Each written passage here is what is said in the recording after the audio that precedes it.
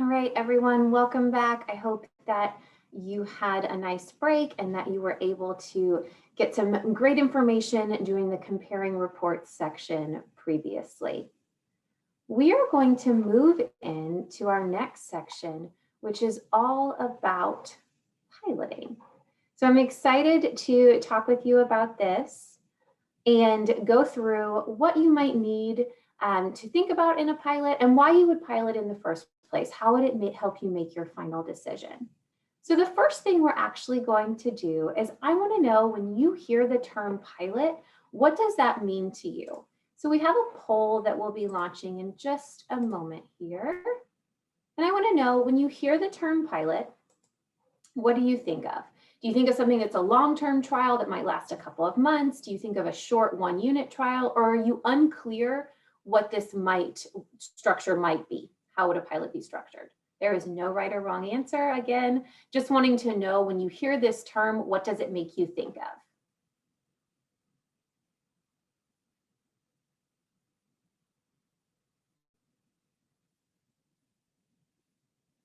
All right, seeing a mix of answers, which is what we anticipated. Leave it open for just a moment longer.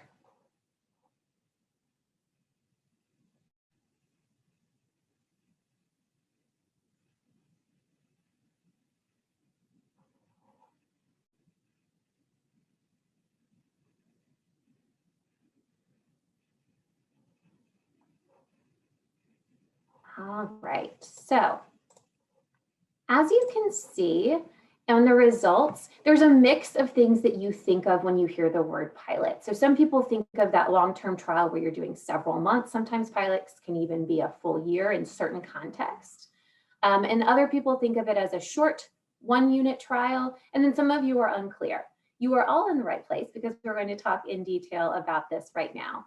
For our purposes of talking about a pilot today, and when we think about piloting in the context of curriculum adoption, we really are thinking about that short-term one. So when I say pilot today, and when we talk about it today, that is what we're thinking of. And I want you to think about that context when you also move on to talk to publishers, thinking about what can you do in a short period of time. So why would you even think about this in the first place? Excuse me. What is it that a pilot brings to your process? So one of the most important things with piloting is that it gives you an opportunity to test out a product before you're making a long-term investment. We know that when you're doing a curriculum adoption, you are likely going to use this product for 8 years or even longer in some cases. So we know that it's really important that you're selecting what works best for your teachers and for your students. By trying out a portion of the product, a component, or even the full product for a unit, you're able to see in real time, how does this work with students? How does it work in classrooms? How are teachers feeling about it? So it gives you a great opportunity to get some feedback before you invest the time, the money, and the long-term commitment in the product. Additionally, it gives you a chance for teachers to provide feedback. That can look like teachers trying it out, teachers observing another teacher trying it out. There's a lot of different ways that can happen, but it gives teachers a chance to give their input on how it actually works with students. And as a result, that can really increase teacher buy-in. Teachers may not have the capacity to be on the review team. That may be something that it's really time consuming and they're not able to do, but they can test out teaching lessons for one component for a unit. And that gives them some insight into the product and increases their buy-in if that does become the product that they ultimately are adopting. One of the other really important things about adopting a product is thinking about the systems that might come into play. And a pilot gives you an opportunity to really uncover some systems that might need some adjustments before a full year adoption.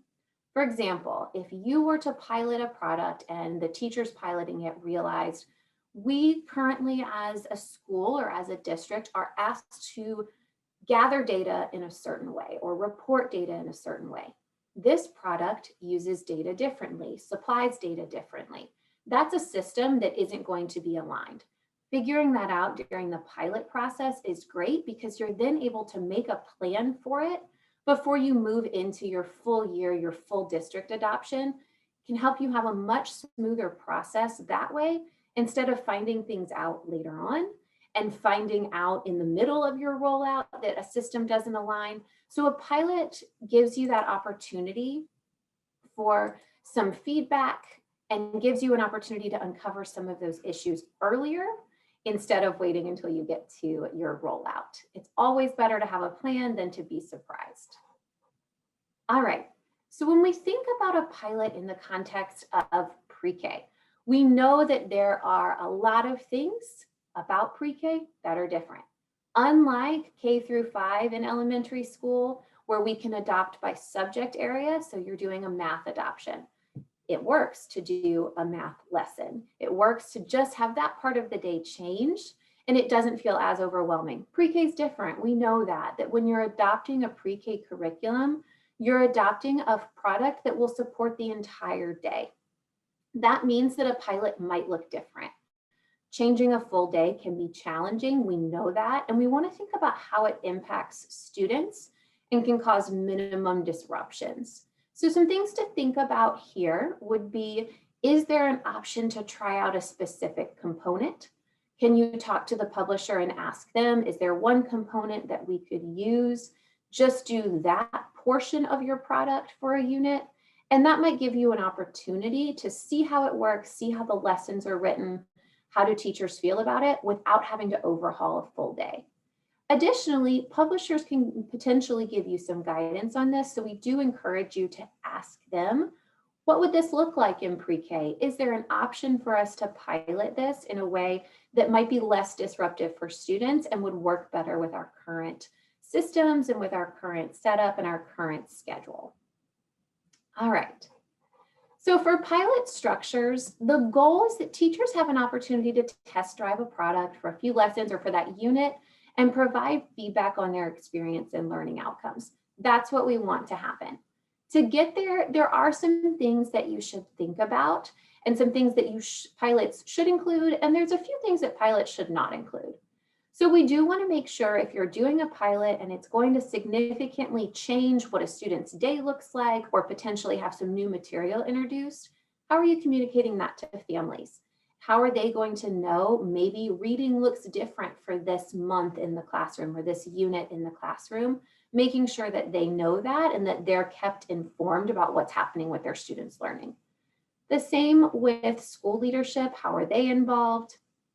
Do you have a plan for clear feedback and the structure of the pilot? You do want to also make sure that teachers from various campuses are included. If you're a larger district and you have campuses that have a variety of student populations or have a variety of different schedules or whatever it might be, their differences, you want to make sure that you have teachers from various campuses participating in the pilot so that you're making sure you get accurate information. In the same regard, you want to include a mix of new and veteran teachers.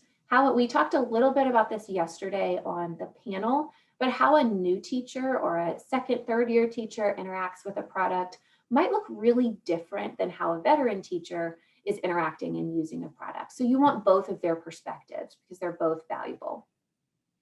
On the flip side, there are some things that we want to make sure a pilot does not do. We do not want a pilot to be disruptive to student learning. We know that if you're trying out something, it's likely going to have some bumps along the road and there might be some changes that happen. That's to be expected. But if a pilot is going to cause a massive disruption in student learning, or if the pilot suggestion from a publisher is to pilot a unit that would be material students have all covered, that would be a situation you might want to rethink. We want to know how effective it is. We want to know how it works in the classroom. If you're piloting material that has already all been taught to students, you're not going to get that accurate information, and it disrupts student learning because it's not continuing on the trajectory that we want them on. Additionally, and I think this one is really important to flag, we don't want pilots to include teachers that are significantly struggling. We know, like I said, we want a mix of new and veteran teachers, but if you have a teacher that is really struggling with either classroom culture or with student achievement in their classroom, that's not a teacher we want to throw another challenge at by trying to learn a new curriculum, because it's not fair to either that teacher or to the students in the class. And it also won't give you very accurate information about how a pilot might work. So those are some important considerations when you're thinking about how you want to structure your pilot. Additionally, there's some things to think about when you're planning out your pilot. There's a lot of planning that will need to go into setting up a pilot. We want to make sure that you've thought through all of this before you actually launch it, because it will help it go a lot smoother. So here are some questions to consider. I'm going to read through all of them, talk a little bit about what you might want to think about, and then you're actually going to have a little short work burst. There's a space on page 7 in your handout where we are talking about the pilots, and you'll have some time to brainstorm what could this look like. So when you're planning for a pilot, one of the things to think about is how many products are you going to pilot? Are you narrowing it down to just one and you want to try that product out? Or will you have your top 2 and have different teachers trying them? That's something to think about. You also want to consider, will you do the full program? Is that feasible for you? Or do you just want to pilot a specific component? And what does a publisher have to say about that? What are they able to tell you? So that's a great question. If this is something that sounds interesting to you, that you want to do, we really encourage you this afternoon at the vendor fair to talk to publishers and ask them what insight they have, what they could provide you with if you're thinking about piloting. Additionally, you want to think about, how are you selecting teachers?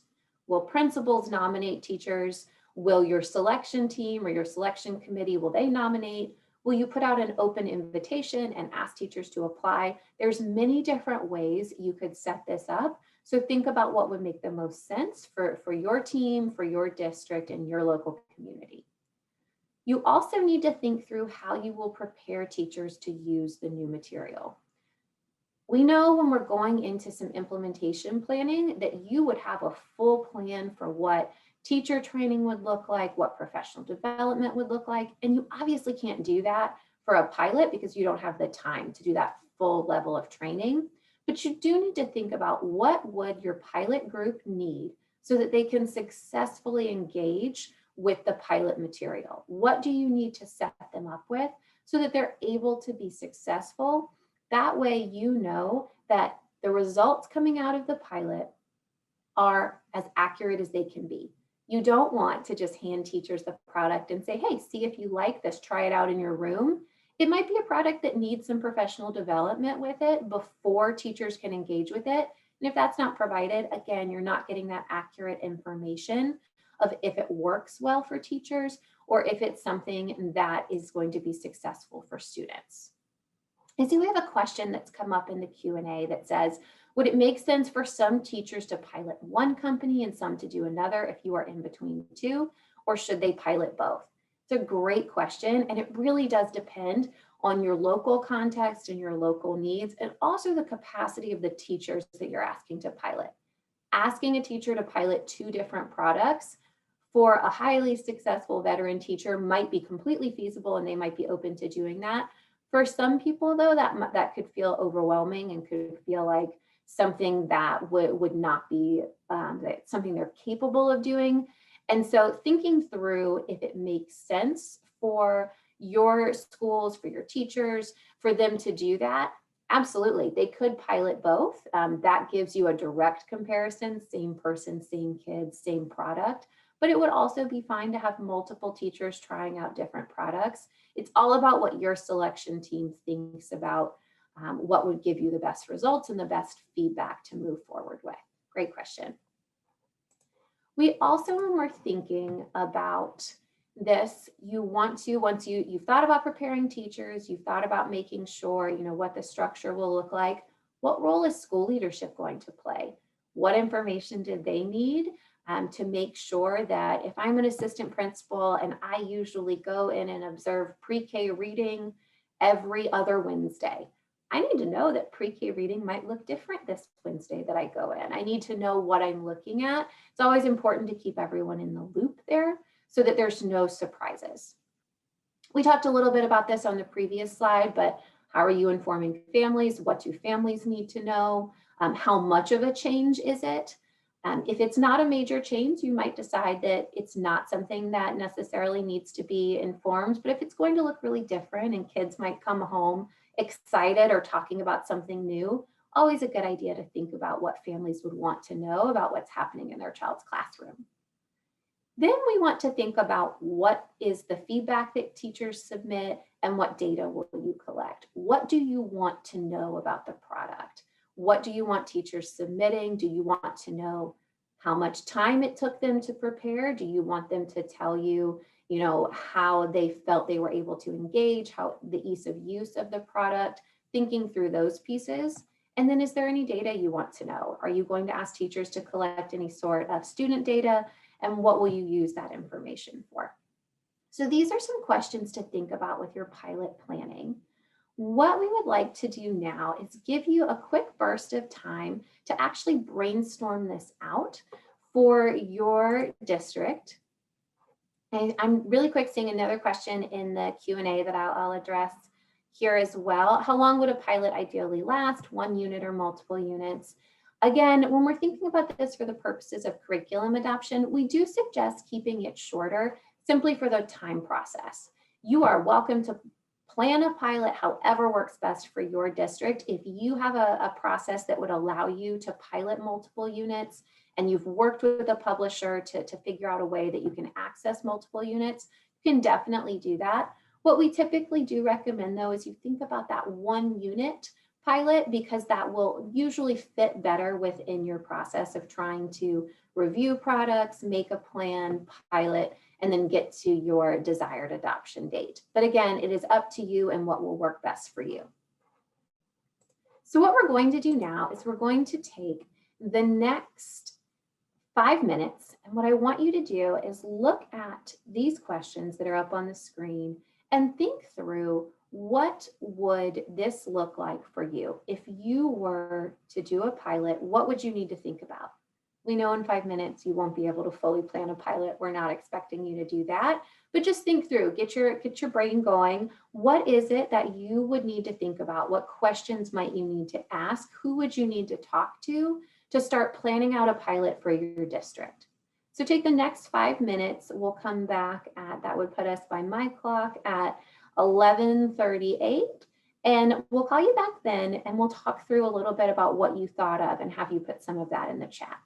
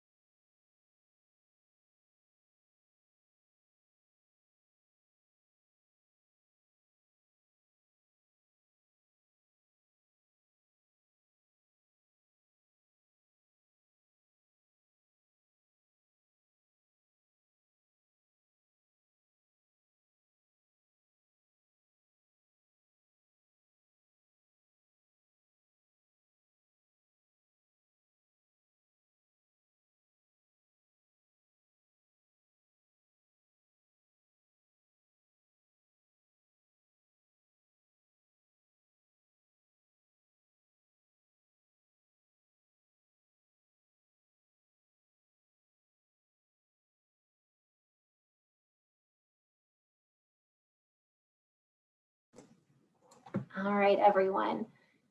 You've had 5 minutes to think through what might this look like in your district? How would this work? I'd love to hear in the chat. And again, if you can do that drop down for all panelists and attendees, that way everyone can see your responses. What is something you thought of? What is one idea that you came up with of how this might work for your local district?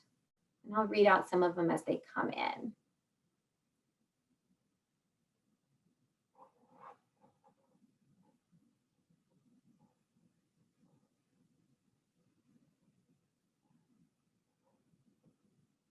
So what's something that you thought of that might work for your district when you're thinking about piloting?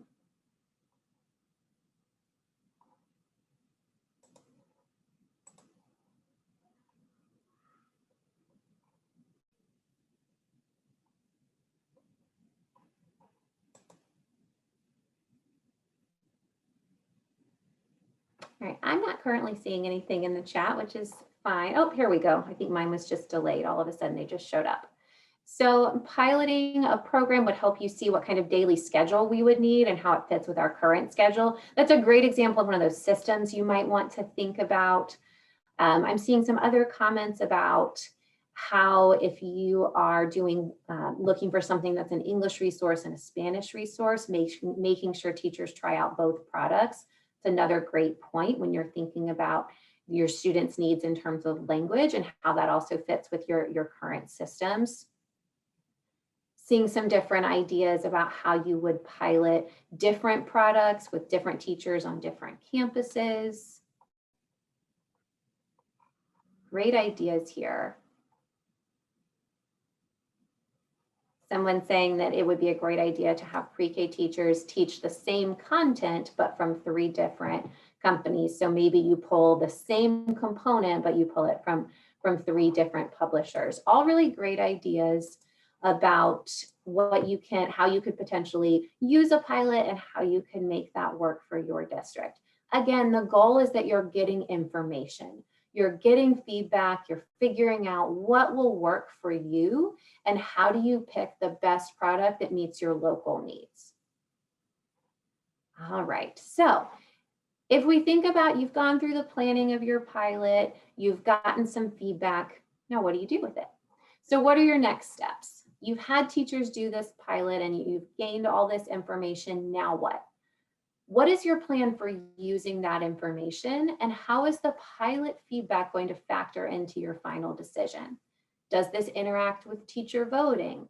How does this work that way in terms of school votes and your pilot information? What happens if you pilot one product and teachers actually come back and say, we really don't like this and it doesn't work for us? What is your plan there? Like I said before, the more you can plan in advance for what ifs, the smoother your process will be. So thinking through what are all the different ways this might play out and how would we react to them? Another thing to think about is what additional follow-up do you need to have with publishers? So what are you going to need to ask publishers at the end of the pilot and what's your plan for that? Who's your point of contact? Making sure that you have a really clear structure there of how you're going to talk to publishers and how you will keep interacting with them, asking them questions potentially during the pilot, but also following up afterward. And how are you communicating that pilot feedback to your participating teachers? They've taken a lot of time if they've chosen to be in a pilot. They've learned a new structure, they've learned a new material. How are you making sure that that effort is appreciated, that their feedback is being taken into account, and that they know that all of this time and effort that they put in is really valuable for this process and is being considered in the final decision. Making sure you've thought through all of these pieces will ensure that you have a clear plan for using the pilot feedback and also keeps that really strong teacher buy-in that we know is so important for a curriculum adoption process. So you've done all of this. Let's say you've gone through the whole process, you've set your vision, you have selected some products to pilot based off of the reviews and the quality reports that you've looked at, and now it's time to finalize a decision. So what do you do? Again, we want to remind you to go back to those local guidelines. Knowing your local guidelines, making sure you have thought about everything that is required of you before you go to the board is really important. That way, you'll know you've got everything covered, all of the questions that they have asked of you, all of the requirements are really important that you have them covered here. Do your local requirements require that you bring a budget, that you provide certain materials? Knowing that, making sure it's prepared will really help you have a smooth process with getting that finalized decision and finalizing getting that approved. Additionally, something to think about is, are there any additional cost considerations, any additional purchases that you might need to make that would not necessarily be covered under purchasing the product? So for example, are you going to need to purchase additional student laptops if you adopt this product? That's not going to necessarily be part of the budget for adopting the material that would go directly to the publisher, but it's something that the board likely needs to know and your school board might have questions about. So thinking through, will there be those additional costs for technology? Will there be additional costs for training? Are you going to need to purchase some additional hard copies of text or of books or centers, anything like that that might factor in and be an additional cost consideration? And then finally, we've emphasized this a couple of times, but do you have a clear plan in place for how you're going to build buy-in for all of your stakeholders? We know that it's critical that everyone in this process be on the same page and be excited and bought in. You can't always make everyone happy, but you can make a plan where you have thought through buy-in from your stakeholders. And that's part of what you're presenting the school board with your final recommendation for this is the product we think we should use. This is why, and this is also how we're going to make sure that all teachers, all students, all families are getting what they need and are excited and having good results from using this product. So when you go through and you've made that final decision and you're making your final recommendation, it's really important to have kept all three of these things in mind. So I want you to imagine that you've reached this point in your process. And I know depending on where you are, this might feel like you're getting close to it, or it might feel very far away. Both of those are fine. But I want you to imagine you've reached this point in your process and you are about to make your final decision, make your final recommendation. I want you to think about, what would you hope that stakeholders, teachers, parents, students is a little different for pre-K, but still think about their perspective. What would you hope that they would say about the product or the materials that you have selected? What would you want them to be telling their friends or their family or their colleagues about the materials that will be used in pre-K classrooms in your district? Take a minute, jot that down. There's some space on page 7 of your handout. What would you want them to say? Once you've written that down, I want you to compare it to what you wrote yesterday for your vision. Is there anything you would change? Is there anything you would add? Take 1 minute, write down those statements, and then compare it with yesterday.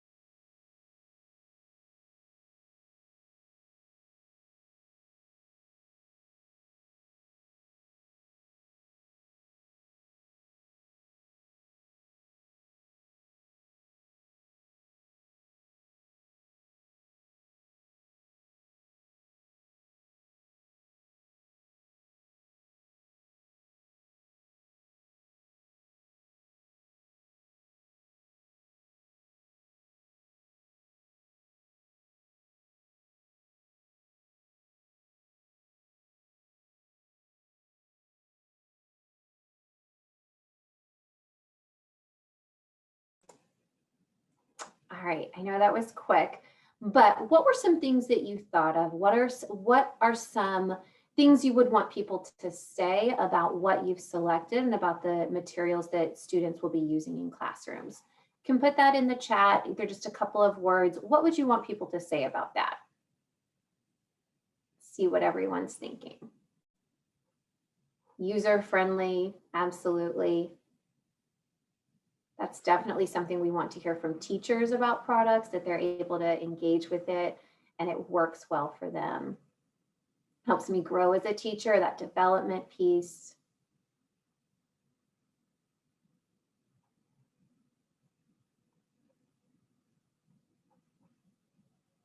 Quality program, absolutely.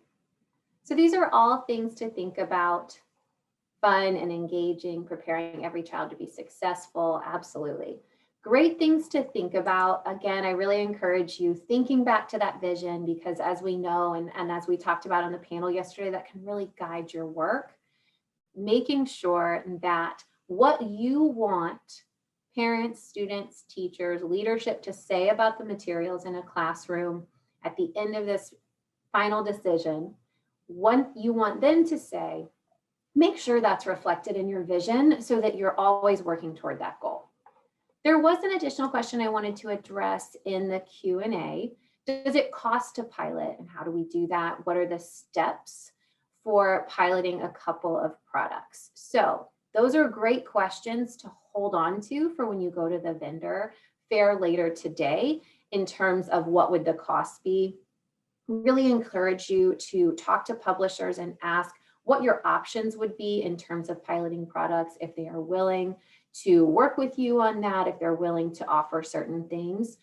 That's something that we can't necessarily answer because it might look different from publisher to publisher, but make sure you ask those questions about the specifics when you go to vendors this afternoon.